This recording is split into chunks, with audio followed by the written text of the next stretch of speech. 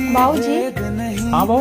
एक लड़की की शादी तो उसके पति से होती है, लेकिन कंट्रोल सास और ननद का क्यों होता है? बहू, शादी के बाद अगर एक बेटा अपनी माँ की उंगली नहीं छोड़ता ना, तो उसकी पत्नी का हाथ छूट जाता है।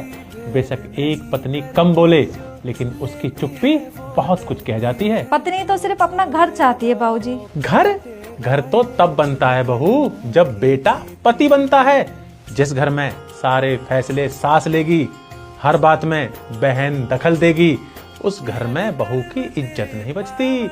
उस घर में बहू का सब्र परखा जाता है। पत्नी की हर बात गलत क्यों ठहराई जाती है बाबूजी? क्योंकि इस समाज ने बहू को एडजस्टमेंट की मशीन बना रखा है। बहू को रोना हो तो बंद कमरे में रोए, बहू को कुछ बोलना हो तो धीरे बोले, बहू अपने हक की बात करे तो कह दो संस्कार नहीं है। सच बात तो ये है बहू कि सबसे बड़ी गलती बहू की नहीं होती, उस बेटे की होती है जो शादी के बाद भी तय नहीं कर पाता कि उसकी पत्नी जिम्मेदारी है, बोझ नहीं। जिस दिन पति अपनी पत्नी के साथ खड़ा हो जाएगा, उस दिन कोई सास कोई ननद बहू का घर नहीं तोड़ सकती। और सास ससुर बाबूजी? बहू, माँ बाप को अपने बेटे को समझाना चाहिए कि शादी का मतलब पत्नी को लाना नहीं है, पत्नी का साथ निभाना है। क्योंकि बहू की जिंदगी तब बर्बाद नहीं होती जब सास मजबूत होती है। बहू की जिंदगी तो जब बर्बाद होती है जब पति कमजोर होता है। सही कहा बाबूजी, जिस दिन बेटा पति बन जाएगा